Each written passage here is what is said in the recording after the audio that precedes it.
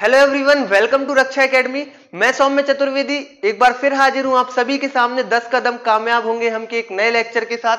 Last lecture में हमने क्या देखा था? 1999 एंड 1935 से रिलेटेड जितने भी क्वेश्चंस थे और फैक्ट थे वो सभी कवर किए थे। ठीक है, अगर आप लोग ये सोचे कि जो मैं टेलीग्राम पे पीडीएफ शेयर करता हूं सिर्फ उनको ही देख के आप क्वेश्चंस समझ पाओगे, तो ऐसा बिल्कुल नहीं है, क्योंकि वो तो सिर्फ मैं 10 क्वेश्चंस देता हूं, उसके साथ जो वीडियो में मैं फैक्ट बताता हूं, क्वेश्चंस और सारे कवर कराता हूं, वो भी आपके लिए देखना जरूरी है, क्योंकि वो तो सिर्फ 20 थे, लेकिन अगर आप वीडियो देखोगे तो कहीं ना कहीं आपको 35 से 40 क्वेश्चन कवर होंगे। ठीक है, अब आज हम लेके आए हैं संविधान सभा पार्ट 1।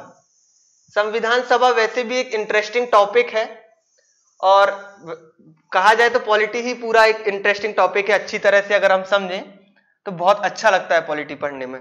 अब बिना देर किए हुए आज के क्वेश्चन को स्टार्ट करते हैं हम। पहला क्वेश्चन है, भारतीय की ओर से सर्वप्रथम संविधान सभा की मांग कब की गई? भारतीयों की ओर से सर्वप्रथम संविधान सभा की मांग कब की गई? यानी कि भारतीयों को कब ऐसा महसूस हुआ कि यार हमारे लिए भी एक संविधान सभा होनी चाहिए। ऑप्शन पढ़ के सुनाता हूं। 1935 स्वराज्य पार्टी द्वारा, 1942 क्रिप्स मिशन द्वारा, 1935 भारतीय राष्ट्रीय कांग्रेस द्वारा, या फिर इनमें से कोई नहीं। एक ऑप्शन तो आपका वैसे भी खत्म हो गया। अब आपके पास बचे 3 ऑप्शन, बता दीजिए जल्दी से लाइव चैट में। हाँ, इस क्वेश्चन को हल करने से पहले लास्ट लेक्चर में मैंने एक क्वेश्चन पूछा था, इवन छोड़ा था एक क्वेश्चन, 10 में से एक क्वेश्चन मैंने छोड़ा था जान के, और मुझे जान के अच्छा लगा कि आप सभी लोगों को उस क्वेश्चन का सही आंसर पता था। मैंने एक क्वेश्चन पूछा था कि 1935 एक्ट में कितनी धाराएं थी और कितने अनुसूचियां थी, तो उसका सही उत्तर लगभग सभी लोगों ने सही उत्तर बताया था, 321 धाराएं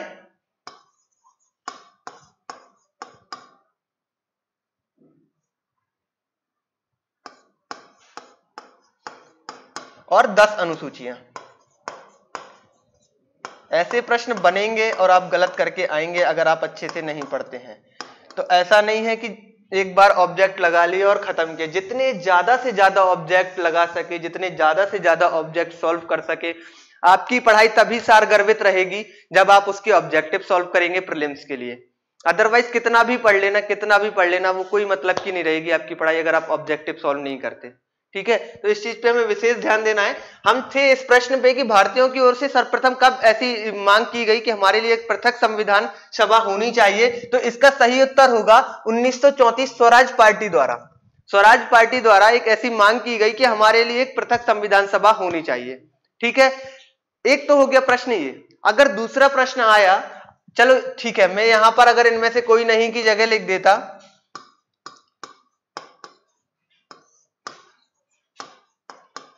अगस्त प्रस्ताव 1940, तो शायद आप इस वाले ऑप्शन पे शहीद हो जाते। क्या इस ऑप्शन पे शहीद नहीं होना था? अगस्त प्रस्ताव 1940 में अंग्रेजों ने ऐसा माना था, अंग्रेजों ने ऐसा विचार किया था कि हाँ भारतीयों के लिए एक संविधान सभा होनी चाहिए, लेकिन भारतीयों के लिए होनी तो चाहिए, उन्होंने एक होशियारी दिखा दी। उन्होंने बोला कि इसमें मुख्यतया या फिर अधिकांशतः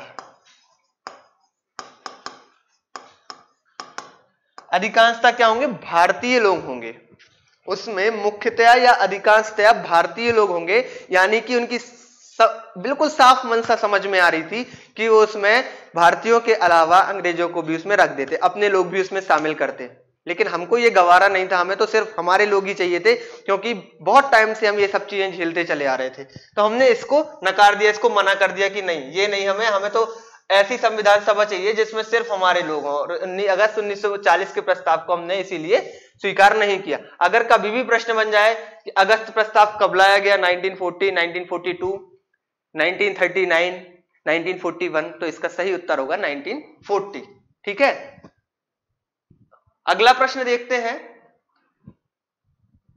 संविधान सभा का गठन किया गया था, संविधान सभा का गठन किस योजना के तहत किया गया था? ऐसा भी प्रश्न पूछ सकते हैं, तो कंफ्यूज नहीं होना। या तो प्रश्न पूछेंगे संविधान सभा का गठन किया गया था, या फिर आपसे पूछ लेंगे संविधान सभा का गठन किस योजना के तहत किया गया था। ऑप्शन पढ़ के सुनाता हूं। क्रिप्स मिशन 1942 के अंतर्गत, भारत शासन अधिनियम 1935 के अंतर्गत, साइमन कमीशन के अंतर्गत, या फिर कैबिनेट मिशन 1946 के अंतर्गत। सभी लोगों को इसके आंसर पता होंगे, लेकिन आंसर पता होना एक अलग बात है और आंसर ऐसा कि हमेशा के लिए वो पता हो, हमें कभी उसके लिए कंफ्यूजन ना हो, तो उसको अगर हम लिंक बना के पढ़ेंगे, रिलेट करके पढ़ेंगे, तो वो हमेशा याद रहेगा। ठीक है, सबसे पहले इस ऑप्शन को देख रहे हैं हम। ठीक है, क्रिप्स मिशन लिखा हुआ है,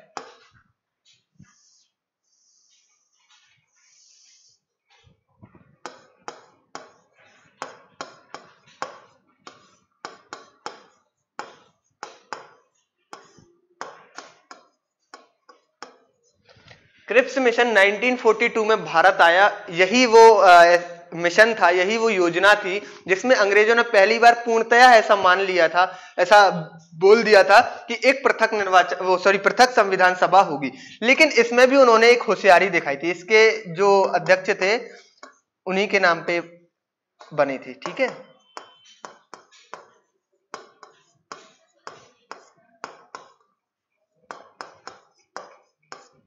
इनने इसमें भी एक होशियारी दिखाई थी। इन्होंने बोला टालने के हिसाब से, जैसे कोई भी चीज टालना होती तो हम उस चीज को तुरंत नहीं करते, हम टाल देते कि बाद में करेंगे, तो वो चीज फिर हमें करनी नहीं। इन्होंने बोला कि जब युद्ध समाप्त हो जाएगा, जब युद्ध समाप्त होगा उसके बाद हम विचार करेंगे संविधान सभा के ऊपर।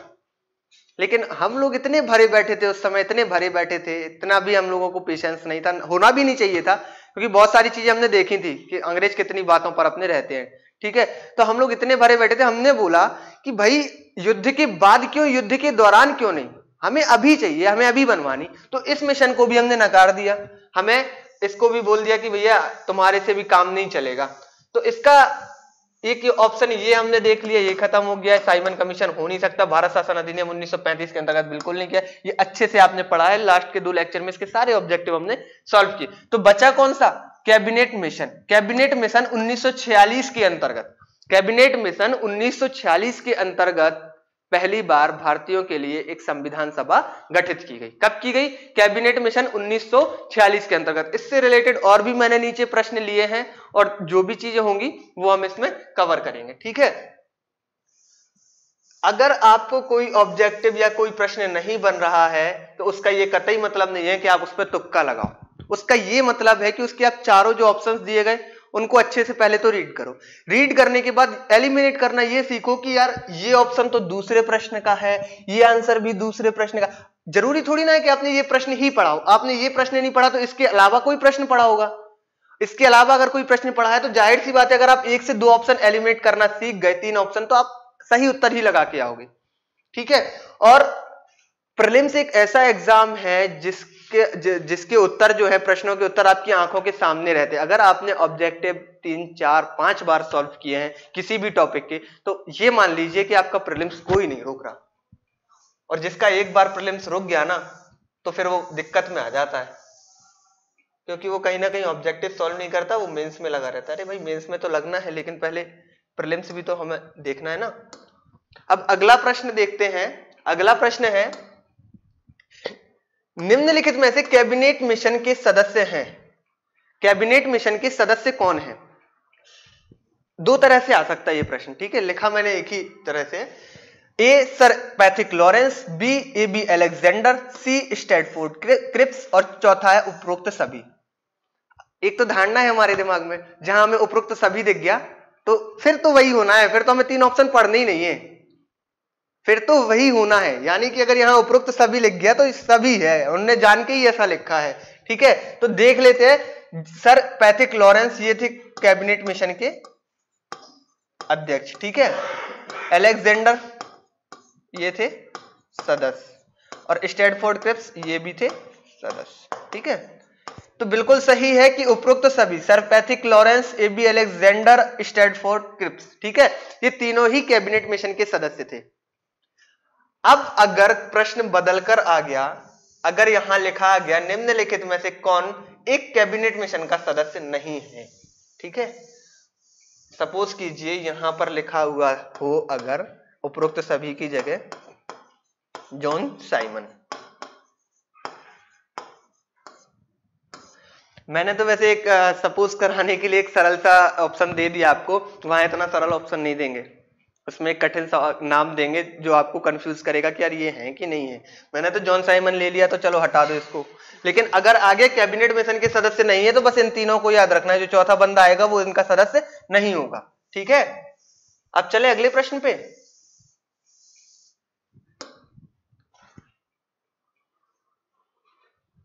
एक सेकंड,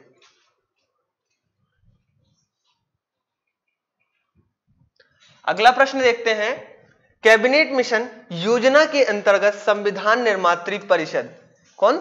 संविधान निर्मात्री परिषद, संविधान बनाने वाली परिषद में प्रत्येक प्रांत को आवंटित सदस्य संख्या निर्धारित करने के लिए एक प्रतिनिधि कितनी जनसंख्या के अनुपात में था? एक जो प्रतिनिधि था वो कितनी जनसंख्या के अनुपात में था? एक चीज समझा देता हूं पहले। जो कैबिनेट मिशन थी, इसने ये सब चीजें करने से पहले एक सर्वे किया था भारत में। उसके अनुसार भारत की जो जनसंख्या थी वो कितनी थी? 40 करोड़। भारत की जनसंख्या थी 40 करोड़, और जो कैबिनेट मिशन बनाया गया था, कैबिनेट मिशन योजना थी, उसके तहत जो सदस्यों की, संविधान सभा में सदस्यों की संख्या निर्धारित की गई थी वो कितनी थी? अगले प्रश्न में मैंने पूछा भी है, लेकिन यहां समझाने के लिए लिख देता हूं, 389 मेंबर्स। 389 मेंबर्स थे। अब 40 करोड़ जनसंख्या थी, तो इसका ऑप्शन है 10 लाख व्यक्ति, 8 लाख व्यक्ति, 10 लाख व्यक्ति, 12 लाख व्यक्ति या 15 लाख व्यक्ति। तो इसका सही उत्तर होगा 10 लाख व्यक्ति, यानी कि 10 लाख व्यक्तियों के ऊपर एक ऐसा व्यक्ति होगा जो उनका प्रतिनिधित्व करेगा, एक ऐसा व्यक्ति होगा जो प्रतिनिधि होगा। 40 करोड़ क्यों 389 ही लिया? क्यों 390 नहीं लिया? क्यों 392 नहीं लिया? भैया राउंड फिगर में भी ले सकते थे, 380 भी ले सकते थे, ठीक है, कुछ भी ले सकते थे। 389 इसलिए लिया क्योंकि प्रति 10 लाख पे एक मेंबर होना था। उस हिसाब से जो जनसंख्या थी लगभग 40 करोड़ थी, कंफर्म नहीं लेकिन लगभग लगा दो इसके आगे, जनसंख्या थी 40 करोड़। आया कुछ समझ में? अब इससे जो भी आगे क्वेश्चन बनेंगे वो भी हम देखेंगे। एक तो बता ही दिया मैंने कि 389 सदस्य थे। अगला प्रश्न है, संविधान सभा की पहली बैठक हुई, संविधान सभा की पहली बैठक कब हुई थी? सबको पता है, ऑप्शन भी पढ़ देता हूं फिर भी। 9 दिसंबर 1946, 11 दिसंबर 1940, 20 नवंबर 1940 या 13 दिसंबर 1946। इसका सही उत्तर क्या होगा? क्यों टाइम बर्बाद करें, 9 दिसंबर 1946 ही है। संविधान सभा की जो पहली बैठक हुई थी वो 9 दिसंबर 1946 को हुई थी। एक तो बात हो गई है, यहां लिखते हैं अपन 9 दिसंबर 1946, लेकिन एक बात बताओ, सदस्य थे अपने 389, ठीक है, और जो पहली बैठक हुई थी उसमें जो शामिल सदस्य थे वो थे 207। ऐसा क्यों? ऐसा क्यों हुआ? दो बड़े रीजन थे इसके। एक रीजन ये था कि जो मुस्लिम लीग थी उसने बढ़ चढ़ के इसका बहिष्कार किया, इस बैठक का, वो शामिल नहीं हुई। मुस्लिम लीग के कितने सदस्य थे?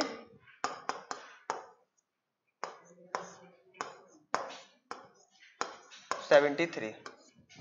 मुस्लिम लीग के जो 73 सदस्य थे, एक तो वो शामिल नहीं हुए, बहिष्कार किया मुस्लिम लीग ने पहली बैठक का, ठीक है। मुस्लिम लीग के, ये भी प्रश्न बन सकता है, मुस्लिम लीग के कुल कितने सदस्य थे? 73 सदस्य थे। पहली बैठक में कुल कितने सदस्य शामिल हुए थे? 207 सदस्य शामिल हुए थे। और अब एक और चीज देखो, 389 में से 73 घटा दोगे तो कितना बचेगा? 316 बचेगा ना। लेकिन यहां तो आंकड़ा अपना 207 आ रहा, तो 207 क्यों आ रहा? भाई एक अच्छे से समझा रहा हूं। जो 389 सदस्य थे वो, एक बात बताओ, पूरी तरह से निर्वाचित थे या पूरी तरह से मनोनीत थे, या निर्वाचित और मनोनीत दोनों थे? यह 389, ठीक है। 389 में से जो 296 सदस्य थे वो क्या थे? निर्वाचित थे। और जो बचे हुए 93 सदस्य थे वो कैसे थे? मनोनीत। जो 207 का आंकड़ा आ रहा है 316 के। मुस्लिम लीग के सदस्य हटा दो, बचे 316। इसके बाद फिर जो 93 देसी रियासतें थी, देसी रियासतें दो भागों में, ये था अंग्रेज भारत से 286 सदस्य लिए जाने थे, ठीक है, ये निर्वाचित थे, और 93 सदस्य लिए जाने थे देसी भारत से, देसी रियासतों से, राज्य रजवाड़ों से, ठीक है, मनोनीत थे ये सदस्य।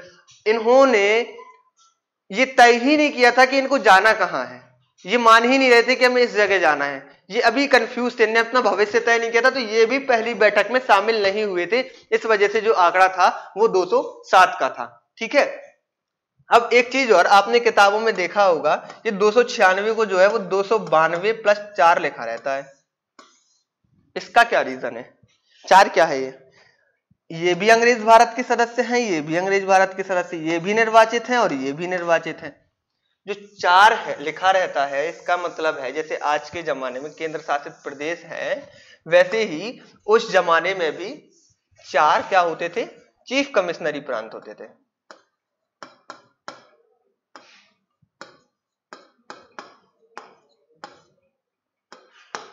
ठीक है, कौन कौन से थे वो? एक तो अपना था दिल्ली, दूसरा था कुर्ग। बताना ये कुर्ग कहां पर है, तैयारी तो आप लोग कर रहे हो, कमेंट में बताना कुर्ग किस जगह पे है अभी भारत में। दिल्ली हो गया, कुर्ग हो गया, अजमेर मेरवाड़ा,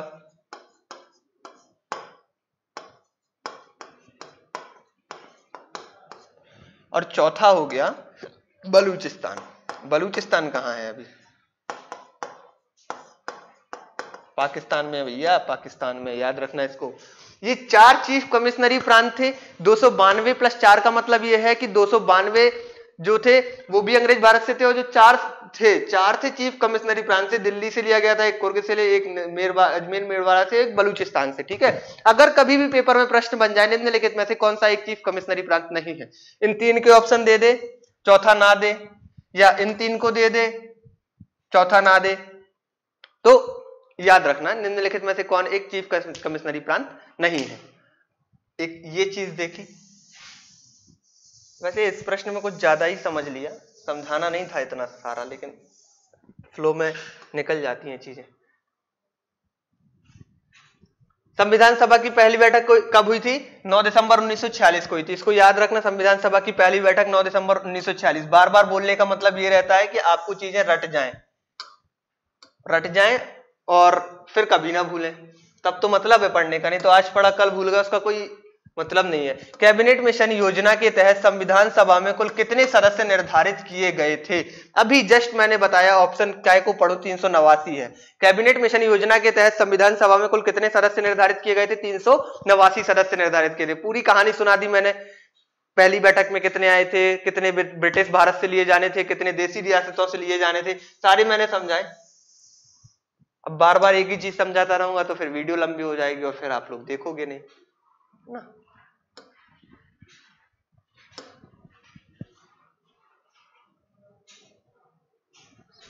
ये पेज बाउंस क्यों हो जाता है? एक सेकेंड।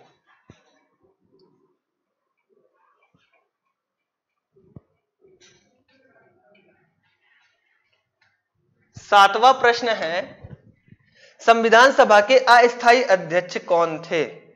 संविधान सभा के अस्थायी अध्यक्ष कौन थे? डॉक्टर सच्चिदानंद सिन्हा, M.N. राय, डॉक्टर राजेंद्र प्रसाद, या B.N. राव लिख लेना यहां, बेनेगल नरसिम्हा राव। ठीक है, कौन थे? डॉक्टर सच्चिदानंद सिन्हा थे, या M.N. राय थे, डॉक्टर राजेंद्र प्रसाद थे, या B.N. राव थे? इनमें से कौन एक सदस्य थे जो कि संविधान सभा के अस्थायी अध्यक्ष बने? इसका सही उत्तर है डॉक्टर सच्चिदानंद सिन्हा। ये 3-4 प्रश्न तो ऐसे हैं कि बिल्कुल हर एक कॉम्पिटिटिव एग्जाम के फेवरेट हैं।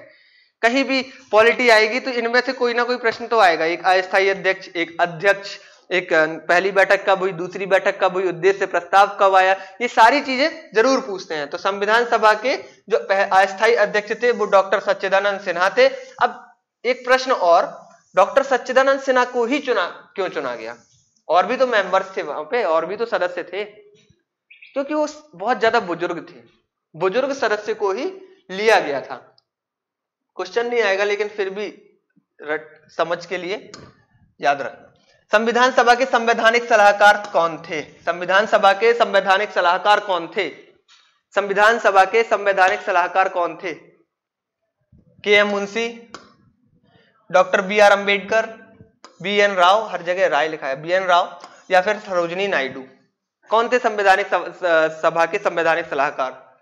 इसका सही उत्तर होगा बी एन राव।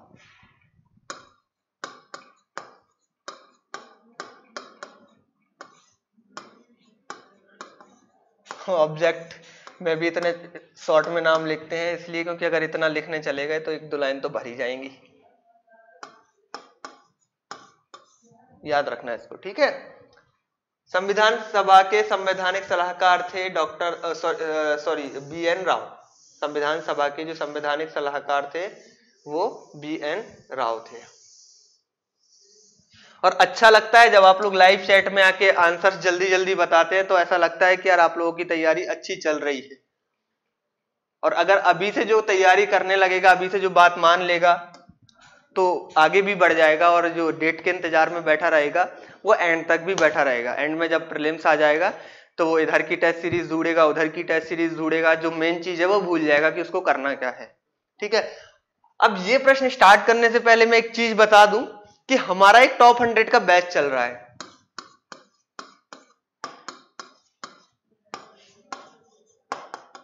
ठीक है।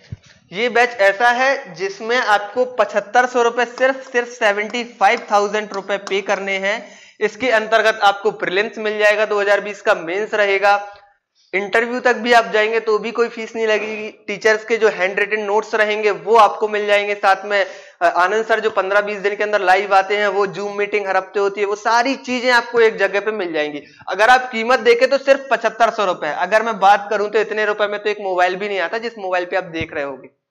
मैं ये नहीं कह रहा हूं कि लो, लेकिन एक बार एटलीस्ट जाके चेक करो कि हम लोग कोर्स में देख क्या क्या रहे हैं। अभी अगर इन प्रेजेंट बात करूं तो उसमें 825 वीडियोस पड़ी हुई हैं प्री प्लस मेंस की। 825 वीडियो लेक्चर्स, 815 मायने रखते हैं आपको 815 लेक्चर्स पढ़ते पढ़ते। और ऐसा नहीं कि लेक्चर की length 15 minute 20 minute 15 minute 20 minute, नहीं, लेक्चर की लेंथ 1 घंटे, सवा घंटे, 42 मिनट, 40 मिनट, जितना जो पढ़ाना है, जितना आप ऑफलाइन क्लासेस में पढ़ते हैं उतने ही लेक्चर की लेंथ रहेगी। सिर्फ फॉर्मेलिटीज पूरी नहीं की जाएंगी। जब तक 100 बच्चे पूरे नहीं हो जाते तब तक हम आपको ये कोर्स देंगे 7500 रुपए में। एडमिशंस ऑलरेडी स्टार्ट हो चुके हैं, और जिस दिन 100 बच्चे पूरे हो गए फिर हम आपकी बात नहीं सुनेंगे। अगर आप बोलोगे कि सर उतने ही में दे दो, तो नहीं दे पाएंगे, फिर हम देंगे 9,999 रुपए में, ठीक है। तो जल्दी से जाएं, एक बार चेक करें, एप्लीकेशन डाउनलोड करें। अगला प्रश्न देखते हैं। 9वां तो देखा ही नहीं, अभी बातों में बित गए। भारतीय संविधान को भारतीय संविधान को बनाने हेतु भारतीय संविधान सभा के कुल कितने अधिवेशन हुए थे? भारतीय संविधान सभा को बनाने हेतु संविधान सभा के कुल कितने अधिवेशन हुए थे? 7, 9, यहां 8 कर लेना, या यहां 12 कर लो, ठीक है, यहां 12 कर लो। 7, 9, 12 और 15। सही आंसर तो लिखा ही नहीं था, अब तो मैंने लिख दिया, 12 है। संविधान सभा को बनाने के लिए भारतीय संविधान सभा के कुल कितने अधिवेशन हुए थे? 12 अधिवेशन हुए थे। लेकिन कई जगह क्या लिखा रहता है? 11। क्यों लिखा रहता है? क्योंकि वो लास्ट की जो बैठक है उसको काउंट नहीं करते हैं। लास्ट की बैठक हुई थी उसको अगर लास्ट की बैठक भी हम अधिवेशन में काउंट करें तो इसका सही आंसर होगा 12। याद रखना ये अच्छे से। अब हम चलते हैं लास्ट क्वेश्चन पे, नहीं तो वीडियो ज्यादा लंबी हो रही है। 1 सेकेंड रुक जाइएगा, 1 सेकेंड। संविधान सभा की द्वितीय बैठक हुई थी। संविधान सभा की द्वितीय बैठक कब हुई थी? 11 दिसंबर 1946, 9 दिसंबर 1946, 15 दिसंबर। अभिषेक सर थोड़ा सा मना कर देना, 2 मिनट। 11 दिसंबर 1946, 9 दिसंबर 1946, 15 दिसंबर 1940 या फिर 13 दिसंबर 1940 में से क्या होगा सही आंसर? संविधान सभा की द्वितीय बैठक कब हुई थी? संविधान सभा की द्वितीय बैठक हुई थी 11 दिसंबर 1946 को। संविधान सभा की जो दूसरी बैठक हुई थी वो हुई थी 11 दिसंबर 1946 को। एक प्रश्न पूछता हूं आपसे, कमेंट में जरूर उत्तर दीजिएगा। अगर नहीं बनेगा तो मैं अगले वीडियो में आके तो उसको बताने ही वाला हूं। उद्देश्य प्रस्ताव पेश तो किया गया था अगस्त, ठीक है।